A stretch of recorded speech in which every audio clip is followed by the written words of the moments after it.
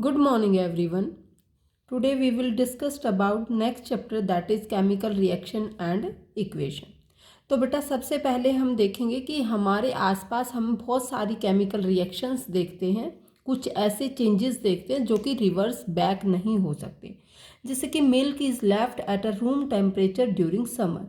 अगर हमने गर्मियों में दूध को बाहर छोड़ दिया, रेफ्रिजरेटर में नहीं रखा, तो वो दूध क्या हो जाएगा, मिल्क क्या हो जाएगा, खराब हो जाएगा। An iron Tawa pan nail was left exposed to humid atmosphere। अगर हम लोहे की किसी भी चीज़ को ह्यूमिड एटमॉस्फेयर में रख देंगे तो वो क्या हो जाएगी, कोरोड हो जाएगी, रस्टेड हो जाएगी, उस पर जंग लग जाएगा। ओके, नेक्स्ट है ग्रेप्स गेट फर्मेंटेड, कि जो ग्रेप्स हैं वो कुछ दिनों बाद, कुछ देर बाद क्या हो जाते हैं, फर्मेंटेड हो जाते, खराब हो जाते हैं। फूड इज़ कुक्ड, खाना पका हुआ। Food get digested in our body, हमारी बॉडी में फूड डाइजेस्ट हो जाता है। वी रिस्पायर, और हम रिस्पायर करते हैं। ये सभी किसके एग्जाम्पल है हमारे सामने, केमिकल चेंज के। तो वो वही बात कर रहा है कि इन सभी सिचुएशंस में जो नेचर है, जो आइडेंटिटी है किसी भी सब्सटेंस की, वो क्या हो जाती है, चेंज हो जाती है। और ऑलरेडी हम 9th क्लास में फिजिकल और केमिकल चेंज के बारे में पढ़ चुके हैं। नेचर एंड आइडेंटिटी जब भी चेंज हो जाती है तो वो क्या चेंज कहलाएगा, केमिकल चेंज। और केमिकल चेंज जब भी होते हैं तो वो क्या टेक्स प्लेस करेंगे, केमिकल रिएक्शन। तो वहाँ पर केमिकल रिएक्शन होगी। तो सबसे पहले हम एक एग्जाम्पल देखेंगे केमिकल रिएक्शन का, ये एक्टिविटी 1.1। ओके, इसमें हम देखेंगे कि हमने सबसे पहले अपने ये जो पेट्री डिश है, वॉच ग्लास है, इसमें क्या रखा है, मैग्नीशियम ऑक्साइड रखा है। ओके, इसमें क्या रखा, सॉरी बेटा, इसमें मैग्नीशियम ऑक्साइड नहीं रखा है। हमने सबसे पहले क्या लिया है, मैग्नीशियम रिबन लिया है। जो मैग्नीशियम रिबन लेंगे हम उसको क्या करेंगे, बर्न करेंगे मैग्नीशियम रिबन को। और जैसे ही मैग्नीशियम रिबन बर्न होगा तो वॉच ग्लास में क्या आ जाएगी, राख आ जाएगी। राख को क्या बोलते हैं, ऐश बोलते हैं। बट जो इसकी ऐश होगी वो कैसे कलर की होगी, वाइट कलर की होगी। और वो उसका केमिकल फॉर्मूला क्या होगा, CaO magnesium, sorry MgO magnesium oxide, क्या होगा, मैग्नीशियम ऑक्साइड होगा। ओके, उसके बाद हम करेंगे कि जो मैग्नीशियम रिबन है वो किस फ्लेम के साथ बर्न होता है, वाइट डेजलिंग फ्लेम के साथ बर्न होता है। और जो मैग्नीशियम ऑक्साइड है वो हमें ऑब्टेन हो जाएगा। तो इसकी जो ये खुद ऐश है, तो हम बोलेंगे कि जब मैग्नीशियम रिबन जलेगा तो जो उससे ऐश फॉर्म्ड होगी वो कैसे कलर की होगी, वाइट कलर की ऐश हमें फॉर्म्ड होगी। तो अब यहाँ से क्वेश्चन आता है कि हम मैग्नीशियम रिबन को सैंड पेपर से रब क्यों करते हैं। क्योंकि हम मैग्नीशियम रिबन से ऑक्साइड की और कार्बोनेट की लेयर वहाँ से उससे रिमूव करना चाहते हैं, इसलिए हम उसको सैंड पेपर से रिमूव करते हैं, साफ करते हैं बिफोर बर्निंग। अब आप नेक्स्ट यहाँ पर देखेंगे, magnesium ribbon burn with white dazzling flame changes into white powder, this white powder is magnesium oxide. तो इसी के साथ हमारी एक्टिविटी 1.1 कंप्लीट होती है। अब यहाँ पर देखेंगे कि जिंक और हाइड्रोक्लोरिक एसिड के साथ रिएक्शन दिखा रहे हैं, वो आपको यहाँ पे दिखाना चाहता है कि जब हम जिंक ग्रैन्यूल्स को, आप इस पिक्चर में देख सकते हैं कि जब हम जिंक ग्रैन्यूल्स को किसके साथ, हाइड्रोक्लोरिक एसिड के साथ या सल्फ्यूरिक एसिड के साथ, कोई भी एसिड ले सकते हैं, जब हम जिंक ग्रैन्यूल्स को सल्फ्यूरिक एसिड के साथ रिएक्ट कराएंगे तो क्या क्या इफेक्ट पड़ेगा। तो क्या इफेक्ट पड़ेगा, एक तो सोल्ट बन जाएगा इसके अंदर, क्योंकि जिंक एक मेटल है। जब मेटल को किसी एसिड के साथ कराते हैं, salt plus hydrogen gas form होती है। तो यहाँ से हाइड्रोजन गैस यहाँ आप देख पा रहे हैं कि यहाँ से निकल रही है। ओके, उसके साथ साथ यहाँ पर लिखा हुआ है कि आप किस वे में, आपके को कैसे पता चलेगा कि कोई रिएक्शन केमिकल रिएक्शन है, मतलब कोई चेंज केमिकल चेंज है, कि यहाँ पर रिएक्शन हो रही है। तो क्या क्या चेंज आ सकता है, चेंज इन स्टेट में चेंज आ सकता है। स्टेट कितनी होती है, solid, liquid, gas, aqueous form भी हो सकती है। चेंज इन कलर, किसी सब्सटेंस के कलर में भी चेंज आ सकता है। इवोल्यूशन ऑफ अ गैस, अगर कोई रिएक्शन हो रही है तो गैस का इवोल्यूशन भी हो रहा है। यहाँ पर आपने देखा कि किस गैस का इवोल्यूशन है, hydrogen gas. It indicate that this is a type of chemical reaction. Next है change in colour. And fifth, you can write change formation of precipitate. और आप यहाँ फिफ्थ में क्या इंक्लूड कर सकते हैं बेटा, फॉर्मेशन ऑफ प्रेसिपिटेट। उसके बाद आपको पता होना चाहिए कि केमिकल इक्वेशन होती क्या है। तो यहाँ पर केमिकल इक्वेशन में अलग अलग तरीके की केमिकल इक्वेशन होती हैं। तो वो ये कह रहा है कि जैसे कि मैग्नीशियम रिबन जो है वो बर्न्ट हुआ है ऑक्सीजन की प्रेजेंस में और उससे क्या बना है, मैग्नीशियम ऑक्साइड बना है। तो इसी चीज़ का डिस्क्रिप्शन हम पूरा डिटेल में लिख के तो नहीं देंगे, तो हम किस फॉर्म में दे देंगे, कैल्शियम इक्वेशन की फॉर्म में दे देंगे। तो किसी भी चीज़ को वर्ड की फॉर्म में लिखना क्या कहलाता है, उस पूरी डिटेल को वर्ड की फॉर्म में लिखना क्या कहलाता है, वर्ड इक्वेशन। ओके, क्या कहलाएगा, वर्ड इक्वेशन। ये यहाँ पर वर्ड इक्वेशन है मैग्नीशियम प्लस ऑक्सीजन, क्योंकि मैग्नीशियम रिबन है जो किसकी प्रेजेंस में बर्न हुआ है, ऑक्सीजन की प्रेजेंस में बर्न हुआ है, और उससे क्या प्रोडक्ट हमें मिला है, मैग्नीशियम ऑक्साइड का प्रोडक्ट हमें मिला है। तो ये दोनों रिएक्टेंट होंगे, ठीक है। एरो के राइट हैंड साइड प्रोडक्ट होता है, एरो के लेफ्ट हैंड साइड रिएक्टेंट होता है। तो यहाँ पर magnesium and oxygen both are reactants and magnesium oxides is a product. Okay, next देखेंगे आप केमिकल इक्वेशन। यहाँ पर पीछे हमने बात की थी कि वो क्या थी, वो थी वर्ड इक्वेशन, बट यहाँ पर ये क्या है, केमिकल इक्वेशन। केमिकल्स के फॉर्म में chemical equation represent a chemical formula instead of word, ठीक है। केमिकल रिएक्शन को जब हम केमिकल फॉर्मूले की फॉर्म में रिप्रेजेंट करेंगे तो वो केमिकल इक्वेशन कहलाएगी।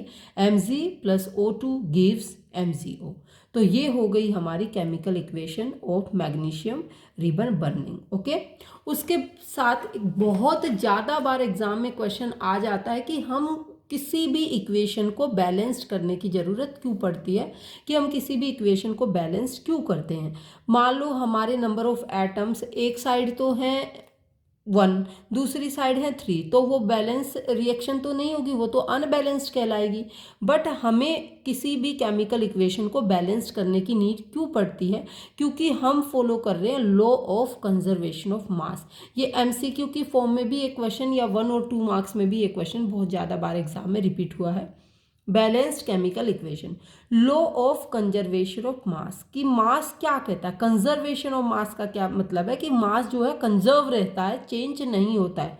मतलब यहाँ पर वो क्या बताना चाह रहा है, mass can neither be created nor to be destroyed in a chemical reaction but it can be change from one form to another. Law of conservation of mass क्या कहता है कि मास को ना तो हम क्रिएट कर सकते, ना ही मास को डिस्ट्रॉय कर सकते किसी केमिकल रिएक्शन में, बट हम उसको एक फॉर्म से दूसरी फॉर्म में क्या कर सकते हैं, कन्वर्ट कर सकते हैं। ओके, तो वो यहाँ बता रहा है कि जो टोटल मास ऑफ प्रोडक्ट है वो हमेशा किसके इक्वल रहना चाहिए, टोटल मास ऑफ रिएक्टेंट के, तभी हम उसी रिएक्शन को क्या बोलेंगे, बैलेंस्ड केमिकल रिएक्शन। ओके, उसके बाद आता है number of atom of each element remain the same before and after a chemical reaction. किसी भी केमिकल रिएक्शन के होने से पहले भी और होने के बाद भी उसका जो नंबर ऑफ एटम्स है वो क्या होने चाहिए, सेम रहना चाहिए, इक्वल रहना चाहिए, तभी हम बोलेंगे that chemical equation is balanced chemical equation. तो यहाँ पर इसको मेन इक्वेशन, जो मेन इक्वेशन होती हैं यहाँ पर देखेंगे आप, इनको क्या बोला जाता है, स्केलेटन केमिकल इक्वेशन। ओके, हाँ जी। उसके बाद हमारा टॉपिक है बैलेंस्ड केमिकल इक्वेशन, जो कि हम कभी अलग से एक वीडियो में करेंगे। बट उसके बाद हमारा टॉपिक है टाइप्स ऑफ केमिकल रिएक्शन। तो टाइप्स ऑफ केमिकल रिएक्शन में first type of chemical reaction कौन सी है, कॉम्बिनेशन रिएक्शन। तो कॉम्बिनेशन रिएक्शन आपको नाम से ही पता चल रहा है, यहाँ पर आप कॉम्बिनेशन रिएक्शन में ये भी लिख सकते हैं A + B गिव्स C, कि A और B के कंबाइन होने से हमें क्या मिल रहा है, C मिल रहा है। यहाँ A और B की बजाय दो रिएक्टेंट होने की बजाय 3 रिएक्टेंट भी हो सकते हैं, but product will be 1। Okay, तो यहाँ पर देखेंगे आप इस एक्टिविटी में कि क्या किया है कि जो कैल्शियम ऑक्साइड के जो कैल्शियम ऑक्साइड है, अगर उसको वाटर में डिसोल्व करेंगे, कैल्शियम ऑक्साइड क्या होता है, चूना, और चूने में हम क्या मिलाएंगे, पानी, तो बन जाएगा चूने का पानी। मतलब when we mixed calcium oxide in water then what will be form, calcium hydroxide, जिसको क्या बोलेंगे, स्लेग्ड लाइम। तो ये वो हाथ से टच करा के दिखा रहा है कि कैसा फील हो रहा है, तो ये हॉट फील होता है, ठीक है। इसका मतलब यहाँ से क्या निकल रही है, हीट एनर्जी निकल रही है, और जिस रिएक्शन में अमाउंट ऑफ हीट इवॉल्व हो उस रिएक्शन को क्या बोला जाता है, एक्सोथर्मिक रिएक्शन।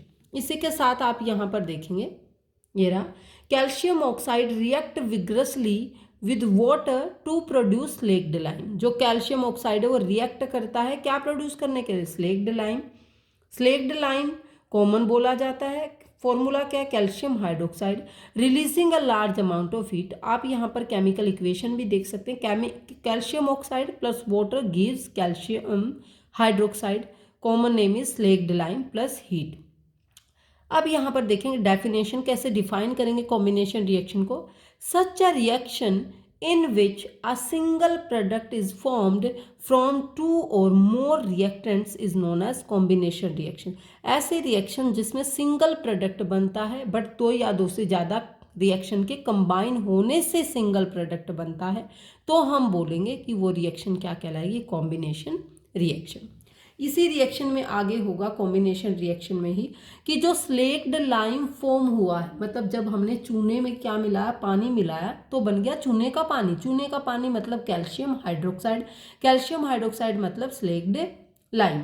तो वो ये कह रहा है कि जो स्लेक्ड लाइम बना है इस रिएक्शन में, वो हम किस फॉर्म में यूज़ करते, किस पर्पज़ के लिए यूज़ करते हैं, वाइट वॉशिंग पर्पज़ के लिए यूज़ करते हैं दीवारों पर। Calcium hydroxide react slowly with carbon dioxide. हमने दीवार पर अप्लाई कर दिया कैल्शियम हाइड्रोक्साइड को, वो 1-2 दिन लेगा सूखने के लिए। हम दीवारों पर पेंट करते हैं, सफ़ेदी करते हैं, मतलब वाइट वॉश करते हैं, तो वो उसको टाइम चाहिए, क्योंकि वो किसके साथ रिएक्ट कर रहा है, CO2 के साथ। जो CO2 कहाँ पर प्रेजेंट है, एटमॉस्फेयर में प्रेजेंट है, तो वो उसके साथ रिएक्ट करके क्या बनाएगा, कैल्शियम कार्बोनेट। क्या बनाएगा बेटा, calcium carbonate on the walls. Calcium carbonate is formed after 2 to 3 days of white washing and gives a shiny finish to the walls. और जो कैल्शियम कार्बोनेट है वो क्या है, 2 या 3 दिन के बाद क्या देगा, शाइनी फिनिश देगा, क्योंकि जो कैल्शियम कार्बोनेट है is another name of marble, is another name of cement. और ये चौक का भी फॉर्मूला होता है बेटा, ये मतलब चौक का, सीमेंट का, मार्बल का, सबका क्या फॉर्मूला होता है, कैल्शियम कार्बोनेट। ओके, यहाँ पर आप रिएक्शन देखेंगे, कैल्शियम हाइड्रोक्साइड को हमने दीवार पर अप्लाई किया, उसकी हमने रिएक्शन कराई CO2 के साथ, और हमें वो क्या मिल गया, कैल्शियम कार्बोनेट। साथ में वाटर है, जो वाटर जो है वो दीवार से सूख जाएगा, इवेपोरेट हो जाएगा, बट जो कैल्शियम कार्बोनेट है वो उसी पर रहेगा और ये हार्ड सरफेस बन जाएगा, जो कि बाद में नहीं उतरेगा। ओके, उसके बाद आते हैं और भी बहुत सारे एग्जाम्पल हैं हमारे पास कॉम्बिनेशन रिएक्शन के। कार्बन जब ऑक्सीजन के साथ रिएक्ट करेगा तो कार्बन डाइऑक्साइड बनाएगा, ये बर्निंग ऑफ कोल का एग्जाम्पल है। Formation of water from H2 and O2, water की भी फॉर्मेशन है H2 और O2 के साथ। देखो यहाँ पर ये क्वेश्चन मोस्ट इंपॉर्टेंट है, most very very very very important question है, एक पॉइंट ऑफ एग्जाम। अब यहाँ पर देखें, ये जो हाइड्रोजन गैस है इसकी ब्रैकेट में क्या लिखा हुआ है, गैस, इसके ब्रैकेट में क्या लिखा हुआ है, गैस, और इसके ब्रैकेट में क्या लिखा हुआ है, लिक्विड।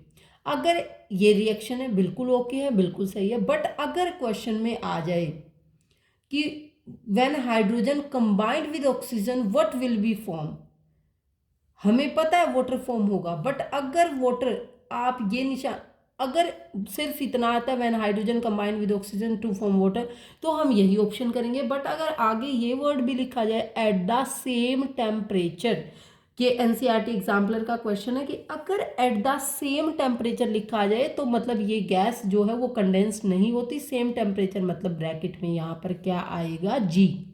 अगर उसने बोल दिया कि एट द सेम टेम्परेचर तो ब्रैकेट में आप क्या लिखेंगे, G। तो यहाँ पर फिर H2 के ब्रैकेट में भी G है, O2 के ब्रैकेट में भी G, और H2O के ब्रैकेट में भी क्या रहेगा, G, क्योंकि उसने अगर ये बोल दिया तो at the same temperature. Okay, when 2 और more substance combine to form a single product this reaction is called combination reaction. ये आप बहुत अच्छे से कर सकें। यहाँ पर बता रखा है कि जो अमाउंट ऑफ हीट है वो क्या हो रहा है, इवोल्व हो रहा है, इसी वजह से वॉर्म बीकर भी हमें वॉर्म फील हुआ। Reaction in which heat is released along with the formation of products के साथ साथ हीट भी इवोल्व हो, हीट भी निकले, तो वो रिएक्शंस हमारी क्या कहलाती है, एक्सोथर्मिक केमिकल रिएक्शंस। तो अब यहाँ पर एग्जांपल दे रखे हैं एक्सोथर्मिक रिएक्शंस के। फर्स्ट एग्जांपल क्या, burning of natural gas. Natural gas मतलब मीथेन। मीथेन ऑक्सीजन की प्रेजेंस में बर्न होगी तो हमें कार्बन डाइऑक्साइड और वाटर भी मिलेगा। ओके, तो यहाँ पर ये क्या है, एक्सोथर्मिक है। दूसरा है कि जो रेस्पिरेशन है, रेस्पिरेशन मतलब कि जो ऑक्सीजन को हम ले रहे हैं और उस ऑक्सीजन से जो फूड का ग्लूकोज का जो ब्रोकन डाउन कर रहे हैं, वो भी कैसा प्रोसेस है, एक्सोथर्मिक, क्योंकि उसमें भी बहुत सारे टाइप्स की क्या निकलती है, एनर्जी निकलती है। आपको पता है कि आपने ऑक्सीजन को इनहेल किया, फिर ऑक्सीजन ने जाके उस फूड को तोड़ा, तो जब उस फूड को ऑक्सीजन ने जाके तोड़ा तो हमें क्या मिली, एनर्जी मिली। ओके, किस फॉर्म में मिली एनर्जी, एटीपी की फॉर्म में मिली। तो आप इस पैराग्राफ को कर लेना, यहाँ से भी क्वेश्चन बहुत ज़्यादा बार आ जाता है। और रिएक्शन क्या रहेगी रेस्पिरेशन की, look at the careful. Glucose, glucose पर किसने एक्ट किया, ऑक्सीजन ने एक्ट किया। ऑक्सीजन यहाँ पर बेटा हथौड़े का काम कर रहा है, ऑक्सीजन तोड़ने का काम कर रहा है। हमें जिंदा रहने के लिए ना सांस लेने की जरूरत इसलिए पड़ती क्योंकि जो खाना हमने खाया ना, उस खाने से एनर्जी नहीं मिलेगी बिना ऑक्सीजन के। तो ऑक्सीजन यहाँ पर ग्लूकोज को आके तोड़ रहा है और हमें क्या मिल रही है, कार्बन डाइऑक्साइड, वाटर, और साथ में क्या मिल रही है, एनर्जी मिल रही है। ओके, तो थर्ड एग्जाम्पल है हमारे पास एक्सोथर्मिक का, कि जब कोई भी वेजिटेबल मैटर होता है, अगर उससे हम कंपोस्ट बना रहे हैं, कंपोस्ट कैसे बनाते हैं, सब्जियों के जो छिलके वगैरह होते हैं उनको अगर गड्ढे में दबा देंगे, मिट्टी में दबा देंगे, तो उससे क्या बन जाएगा, कंपोस्ट बन जाएगा। तो वहाँ पर भी जो बैक्टीरिया, फंगी जो भी काम करेंगे वो कैसी रिएक्शन कहलाएगी, वहाँ पर भी हीट रिलीज होगी, तो वो भी कैसी रिएक्शन कहलाएगी, एक्सोथर्मिक रिएक्शन। उसके बाद हमारी नेक्स्ट रिएक्शन है that is decomposition reaction. Decomposition reaction में आप सबसे पहले यहाँ देखेंगे, डिकम्पोजिशन रिएक्शन का मतलब होता है टूटना। और टूटने में क्या होगा, जब भी कोई एक रिएक्टेंट बहुत सारे प्रोडक्ट में टूट जाएगा, ए रिएक्टेंट है और बहुत सारे प्रोडक्ट में टूट जाएगा, तो उस रिएक्शन को क्या बोलेंगे, हम डिकम्पोजिशन रिएक्शन बोलेंगे। तो डिकम्पोजिशन रिएक्शन कॉम्बिनेशन रिएक्शन का उल्टा होता है। वहाँ पर दो या दो से ज़्यादा रिएक्टेंट एक साथ कंबाइन होकर सिंगल प्रोडक्ट बनाते हैं। यहाँ पर एक रिएक्टेंट ब्रेक डाउन होके दो या दो से ज़्यादा प्रोडक्ट फॉर्म करता है। ओके, तो डिकम्पोजिशन रिएक्शन अलग अलग तरह की होती है। इसमें डिकम्पोज का मतलब होता है टूटना, मतलब ब्रोकन डाउन। तो टूटेगा तो किसकी हेल्प से टूटेगा, तो अलग अलग तरीके से कोई भी चीज़ टूट सकती है। वो हीट से भी टूट सकती है, वो इलेक्ट्रिसिटी से भी टूट सकती है, और वो सनलाइट से भी टूटती है। बट जब हम उसको हीट की हेल्प से तोड़ेंगे तो सबसे पहले हम आएगा थर्मल डिकम्पोजिशन। तो सबसे पहले क्या आएगा, थर्मल डिकम्पोजिशन। तो यहाँ पर आप देखेंगे थर्मल डिकम्पोजिशन में, यहाँ पर आप इस रिएक्शन को देखेंगे, जो FeSO4 है, फेरस सल्फेट। फेरस सल्फेट कैसे कलर का होता है, फेरस सल्फेट को ग्रीन विट्रियोल बोलते हैं। फेरस सल्फेट को क्या बोला जाता है, ग्रीन विट्रियोल, ये ग्रीन कलर का होता है। FeSO4 को हीट करेंगे तो फेरिक ऑक्साइड मिलेगा, सल्फर डाइऑक्साइड मिलेगा और सल्फर ट्राइऑक्साइड मिलेगा। जब FeSO4 को हम हीट करेंगे तो वो Fe2O3 मतलब ferric oxide, sulphur dioxide, sulphur trioxide हमें मिलेगा। ओके, FeSO4 के अंदर वाटर ऑफ क्रिस्टलाइजेशन छुपा होता है। कितना वाटर ऑफ क्रिस्टलाइजेशन छुपा होता है FeSO4 के अंदर, 7s2 होता है। तो ये FeSO4 into 7s2 is the formula of green vitriol. Okay, तो ये वाटर लूज कर देगा और वाटर लूज करने के बाद क्रिस्टल में चेंज हो जाएगा और फिर ये डिकम्पोज हो जाएगा किसमें, फेरिक ऑक्साइड में, सल्फर डाइऑक्साइड में और सल्फर ट्राइऑक्साइड में। फेरिक ऑक्साइड सॉलिड होता है और SO2 और SO3 क्या होती हैं, गैसेस होती हैं। उसके बाद यहाँ पर आएगा कि when decomposition reaction is carried out by heating is called thermal decomposition. जब डिकम्पोजिशन रिएक्शन किसकी हेल्प से, वो हीट की हेल्प से। कहने का मतलब है जब किसी चीज़ को किसकी हेल्प से तोड़ा जाए, हीट की हेल्प से। तो यहाँ भी एक एग्जांपल है, आपको याद है कि हमने क्विक लाइम की रिएक्शन की थी कि क्विक लाइम को के अंदर जब हमने पानी में मिलाया तो बन गया स्लेक्ड लाइम। फिर स्लेक्ड लाइम को हमने दीवार पर अप्लाई किया तो हमारा बन गया था कैल्शियम कार्बोनेट मतलब लाइमस्टोन। ओके, तो जो ये लाइमस्टोन है, जब टाइम के साथ 2 साल बीत जाएंगे, वाइट वॉश को 3 साल बीत जाएंगे, तो जब इस पर हीट पड़ेगी तो ये दोबारा से क्विकलाइम बन जाएगा और CO2 भी बन जाएगी। तो इसी रिएक्शन को बोलेंगे डिकम्पोजिशन रिएक्शन। हमने ये रिएक्शन क्या किया था, वहाँ कॉम्बिनेशन में किया था, बट अब हम इससे अपोजिट रिएक्शन कर रहे हैं, डिकम्पोजिशन रिएक्शन को डिकम्पोजिशन में। ओके, अब नेक्स्ट हमारे पास है ये एक्टिविटी है, एक्टिविटी 1.6। अब यहाँ पर वो बोल रहा है कि जो लेड नाइट्रेट है अगर हम उसको हीट करेंगे, अगर लेड नाइट्रेट को हम हीट करते हैं तो ब्राउन फ्यूम्स निकलते हैं। ठीक है, तो ब्राउन फ्यूम्स निकलते हैं और ये ब्राउन फ्यूम्स किसके होंगे, नाइट्रोजन डाइऑक्साइड के होंगे। आप इस पिक्चर में केयरफुली देख सकते हैं कि हमने यहाँ पर क्या हीट किया है, लेड नाइट्रेट हीट किया है। तो लेड नाइट्रेट से किसके हीट करने पर कौन से कलर के फ्यूम्स निकल रहे हैं, ब्राउन कलर के फ्यूम्स निकल रहे हैं, और ये फ्यूम्स किसके होते हैं, नाइट्रोजन डाइऑक्साइड के होते हैं। अब आप इसी को रिएक्शन को ध्यान से देखेंगे कि जब हम लेड नाइट्रेट को हीट करेंगे तो लेड ऑक्साइड बन जाएगा। जब हम लेड नाइट्रेट को हीट करेंगे तो बन जाएगा लेड ऑक्साइड, साथ में नाइट्रोजन डाइऑक्साइड निकलेगी जो कि ब्राउन कलर की गैस होती है, और ऑक्सीजन भी अपीयर होगी।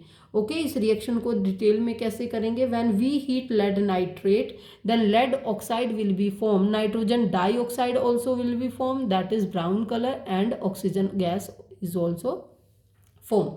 उसके बाद हमारी नेक्स्ट डिकम्पोजिशन रिएक्शन है, that is electrolytic decomposition reaction. Next decomposition reaction क्या होगी, इलेक्ट्रोलिटिक डिकम्पोजिशन रिएक्शन। आप इस रिएक्शन में ध्यान से देखेंगे, यहाँ पर ये सेट कभी कभी बिल्कुल डिटेल में इसको लेबल करके, और ये भी पूछ लेगा कि कितने वोल्ट बैटरी होगी, तो यहाँ पर आपको पता होना चाहिए 6 वोल्ट बैटरी होगी। बेटा 2 इलेक्ट्रोड लेंगे, एक कैथोड होगी एक एनोड होगी। कैथोड क्या बोलते हैं, नेगेटिव को, और एनोड किसको बोलते हैं, पॉजिटिव को। ये हमारी एनोड है, ये हमारी कैथोड है, मतलब नेगेटिव ये है और पॉजिटिव ये है। यहाँ पर हमारा स्विच होगा, ये ग्रेफाइट की रोड हम इसके अंदर डालेंगे। एनोड कैसी रोड है, पॉजिटिव। पॉजिटिव के ऊपर कौन आके कलेक्ट होगा, नेगेटिव। तो नेगेटिव कौन है, ऑक्सीजन है या हाइड्रोजन है, तो ऑक्सीजन है। तो ऑक्सीजन एनोड पर कलेक्ट हो जाएगी, हाइड्रोजन पॉजिटिव साइन गैस होती है, तो वो कहाँ पर कलेक्ट हो जाएगी, नेगेटिव वाले पर। नेगेटिव वाला मतलब कैथोड।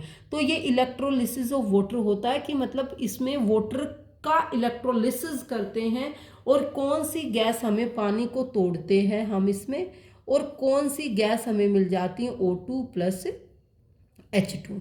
कौन सी गैस मिल जाती है हमें, O2 प्लस H2। ओके, तो यहाँ पर अब क्वेश्चन ये आता है कि जो O2 और H2 है वो किस रेशो में हमें ऑब्टेन होती है।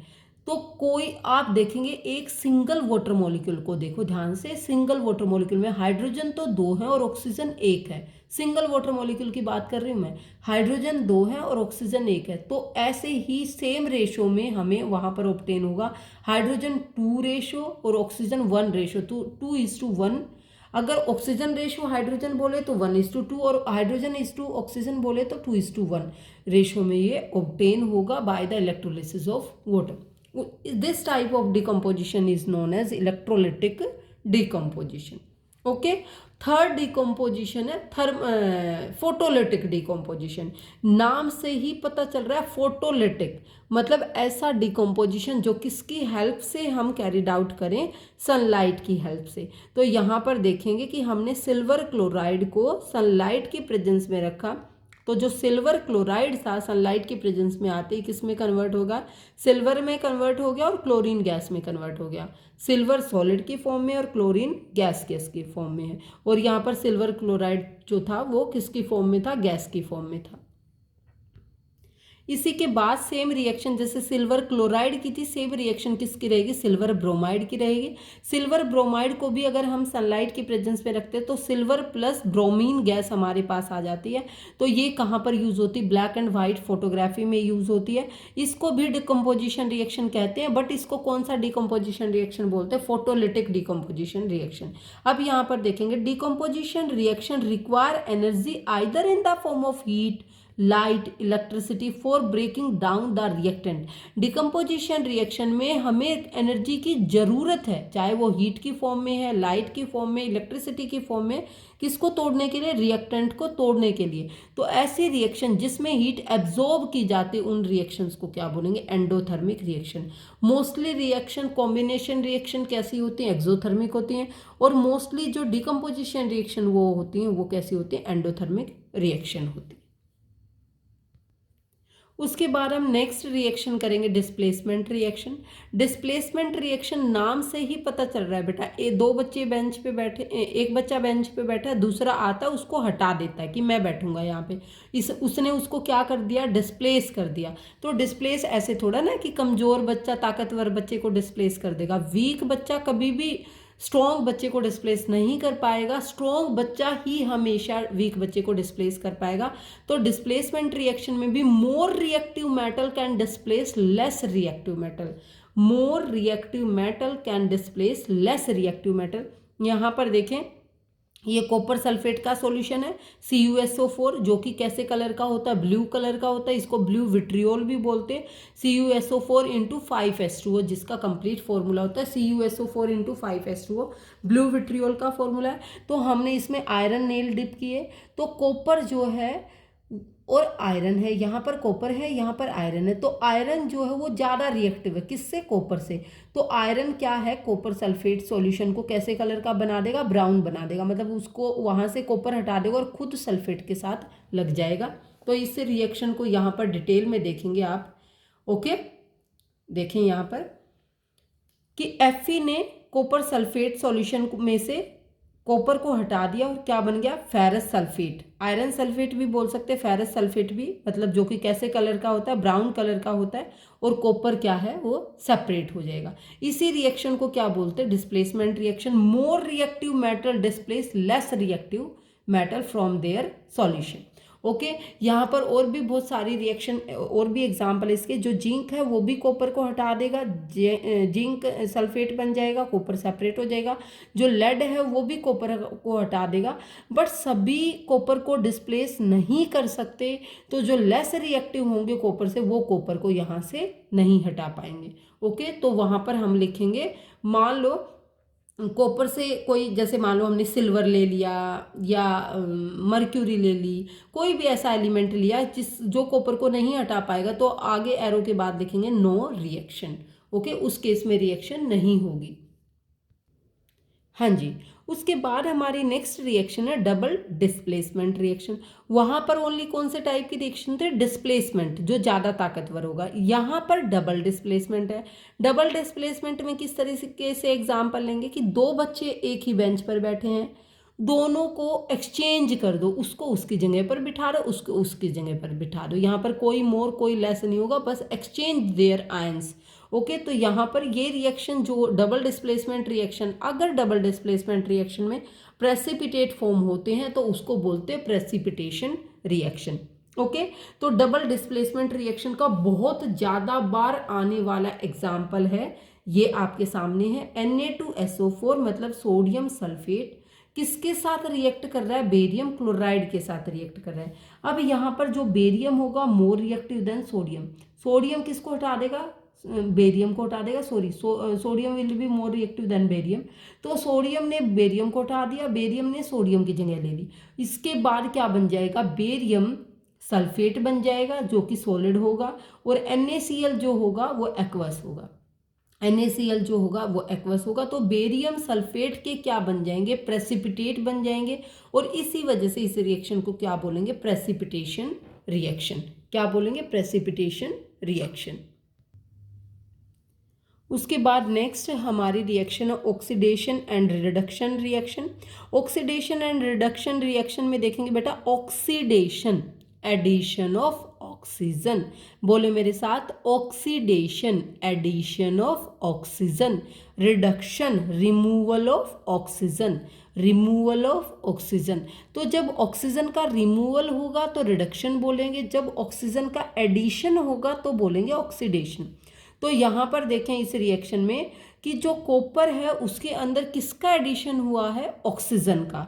तो कॉपर क्या हो गया, ऑक्सीडाइज्ड हो गया। अगर यहाँ पर बोलेंगे कि ऑक्सीडाइज्ड सब्सटेंस क्या है, ध्यान से सुने मेरी बात, अगर यहाँ पर पूछा जाए ऑक्सीडाइज्ड सब्सटेंस क्या है, ऑक्सीडाइज्ड सब्सटेंस वो सब्सटेंस होगी जिसका ऑक्सीडेशन हुआ है। तो इधर प्रोडक्ट्स की साइड में ऑक्सीडाइज्ड सब्सटेंस, ऑक्सीडाइजिंग एजेंट कभी भी नहीं होंगे। जो कुछ भी होगा रिएक्टेंट की साइड होगा, ये बात आप हमेशा याद रखना। प्रोडक्ट साइड वाले तो जो आपके ऑप्शन आए उनको सीधा ही क्रॉस लगा देना। अब रिएक्टेंट साइड कैसे सेलेक्ट करना, किसका ऑक्सीडेशन हुआ है, कॉपर का, तो ऑक्सीडाइज्ड सब्सटेंस भी क्या होगी, कॉपर होगी। बट वो ऑक्सीडेशन कराया किसने है, एजेंट ने। तो वो ऑक्सीडेशन, कॉपर का ऑक्सीडेशन किसने करा, एजेंट ने। इस एजेंट का नाम क्या होगा, ऑक्सीडाइजिंग एजेंट। इस एजेंट का नाम क्या होगा बेटा, ऑक्सीडाइजिंग एजेंट। इसलिए कॉपर ऑक्सीडाइज सब्सटेंस है, ऑक्सीजन ऑक्सीडाइजिंग एजेंट है। इसी के बाद हम नेक्स्ट रिएक्शन सेम करेंगे, कॉपर ऑक्साइड बन गया। अब कॉपर ऑक्साइड में किसका एडिशन करना, हाइड्रोजन का। बेटा ऑक्सीडेशन में एडिशन ऑफ ऑक्सीजन कह लो या रिमूवल ऑफ हाइड्रोजन कह लो, रिडक्शन में एडिशन ऑफ हाइड्रोजन कह लो या रिमूवल ऑफ ऑक्सीजन कह लो, एक ही बात है। तो यहाँ पर किसका एडिशन हो रहा है, H2 का। H2 का एडिशन किसके साथ हो गया, O के साथ। तो अब ये रिएक्शन क्या कहलाएगी, रिडक्शन रिएक्शन। अब ये रिएक्शन क्या कहलाएगी, रिडक्शन रिएक्शन। और ऐसे रिएक्शन जिसमें दोनों चीजें होती हों, ऑक्सीडेशन भी और रिडक्शन भी, तो वो रिएक्शन क्या कहलाएगी बेटा, रिडॉक्स रिएक्शन। वो रिएक्शन क्या कहलाएगी, one reactant get oxidised while the other get reduced during a reaction. Such reaction are called oxidation reduction reaction और redox रिएक्शन। यहाँ पर देखें CuO क्या हो रहा है, रिड्यूस्ड हो रहा है। CuO रिड्यूस्ड कैसे हुआ, क्योंकि रिमूवल ऑफ ऑक्सीजन, उसने ऑक्सीजन का रिमूव कर दिया। तो रिड्यूस्ड सब्सटेंस भी क्या होगी, कॉपर ऑक्साइड। H2 का क्या हो रहा है, ऑक्सीडेशन, क्योंकि H2 के अंदर क्या ऐड होगी, ऑक्सीजन। तो ऑक्सीडाइज्ड सब्सटेंस क्या होगी, H2। तो अब यहाँ पर ऑक्सीडाइज्ड सब्सटेंस H2, तो ऑक्सीडाइजिंग एजेंट कौन, copper oxide. Reduced substance UO, reducing agent कौन, हाइड्रोजन गैस। ओके, इसी के साथ आप और भी एग्जांपल कर सकते हैं। Zinc oxide plus carbon, ZnO plus carbon monoxide बन रहा है। जिंक ऑक्साइड ऑक्सीडाइजिंग एजेंट है, जिसका क्या हो रहा है, खुद रिडक्शन हो रहा है, रिड्यूस्ड हो रही है खुद। कार्बन क्या है, रिड्यूसिंग एजेंट है, जिसका क्या हो रहा है, ऑक्सीडेशन हो रहा है, मतलब ऑक्सीडाइज्ड सब्सटेंस है। जो सब्सटेंस ऑक्सीडाइज्ड होगी वो रिड्यूसिंग एजेंट होगी, जो सब्सटेंस रिड्यूस्ड होगी वो ऑक्सीडाइजिंग एजेंट होगी। दोनों एग्जाम्पल मोस्ट इंपॉर्टेंट है, तीनों एग्जाम्पल कर लेना। ओके बेटा, हमारा नेक्स्ट टॉपिक है कोरिजन। तो कोरिजन देखेंगे बेटा, किसी भी मेटल के लिए जब हम ये कोरोड वर्ड बोल रहे हैं ना, इसका मतलब वो मेटल क्या हो चुकी है, सेल्फ डिके हो चुकी है। Self decaying of metal is known as corrosion. Self decay होना किसी मेटल का क्या कहलाता है, कोरिजन कहलाता है। अब यहाँ पर बात आती है कि कोरिजन सिर्फ, कोरिजन का एग्जाम्पल सिर्फ रस्टिंग ऑफ आयरन होता नहीं। अगर लोहा बहुत ज़्यादा दिनों तक पड़ा रहता, नमी में रहता, तो उसको बोलेंगे रस्टिंग ऑफ आयरन। और रस्टिंग ऑफ आयरन होने के बाद कैसा कलर आता है, ब्राउन कलर आता है। बट अगर सेम चांदी एयर के कांटेक्ट में रहेगी, सिल्वर अगर एयर के कांटेक्ट में रहेगी, तो वो क्या हो जाएगी, ब्लैक हो जाएगी। और अगर कॉपर, तांबा एयर के कांटेक्ट में रहेगा, तो वो उस पर कैसे कलर की कोटिंग आ जाएगी, ग्रीन कलर की। तो ग्रीन कलर कोटिंग किस पे आती, कॉपर पे आती। ब्लैक कलर कोटिंग किस पे आती, सिल्वर पे आती है। और ब्राउन कलर की कोटिंग किस पे आती है, लोहे पर आती है। तो when a metal is attacked by a substance around it such as moisture, acid etcetera is said to be corroded and this process is called corrosion. तो बेटा कोरिजन के एग्जाम्पल हैं क्या क्या, rusting of iron, blackening of silver, green coating of copper. Okay, अब बात आती है कोरिजन को। कोरिजन सभी कार की बॉडीज को, ब्रिजेस को, सबको डैमेज कर सकता है समय के साथ। अब कोरिजन से प्रिवेंट कैसे करें, by applying grease, by applying paint, by aluminise मतलब कोटिंग चढ़ा के, जिंक की कोटिंग करके उसके ऊपर, एनोडाइजिंग जिसको हम बोलते हैं। इस तरीके के बहुत सारे मेथड होते हैं जिससे हम कोरिजन को क्या कर सकते हैं, प्रिवेंट कर सकते हैं। इस चैप्टर का लास्ट टॉपिक है रेंसिडिटी।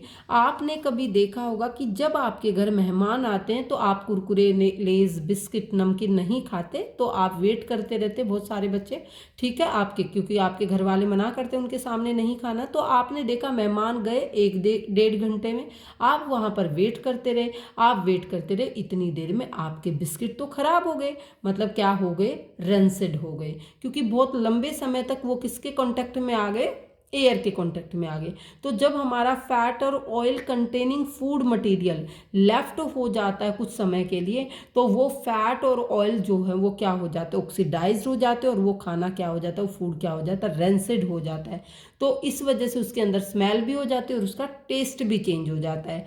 तो ऐसे में क्या करना चाहिए, मतलब हमें उसके अंदर एंटीऑक्सीडेंट्स डालने चाहिए। अब क्वेश्चन आता है कि एंटीऑक्सीडेंट्स क्या होते हैं, कौन सी गैसेस, नाइट्रोजन गैस किसका काम कर रही है, एंटीऑक्सीडेंट्स का। विटामिन ई, ध्यान से सुने बेटा, विटामिन ई लिख लें यहाँ पर, विटामिन ई किसका काम कर रहे हैं, एंटीऑक्सीडेंट्स का, ताकि हमारा फूड जो है रेंसिड ना हो। इसी वजह से जो कुरकुरे, लेज, चिप्स, इनके पैकेट होते हैं उनके अंदर क्या भरी जाती है, नाइट्रोजन गैस। इसके लिए हमें एयर टाइट कंटेनर भी होना चाहिए। ये क्वेश्चन भी बहुत बार कि अपने फूड को ऑक्सीडाइज होने से बचाने के लिए आपको एयर टाइट कंटेनर का यूज़ करना चाहिए, आपको उनके बैग्स में नाइट्रोजन गैस यूज़ करनी चाहिए, और भी antioxidant like vitamin E use करना चाहिए। ओके, इसी के साथ हमारा चैप्टर कंप्लीट होता है। Goodbye, have a nice day, thank you.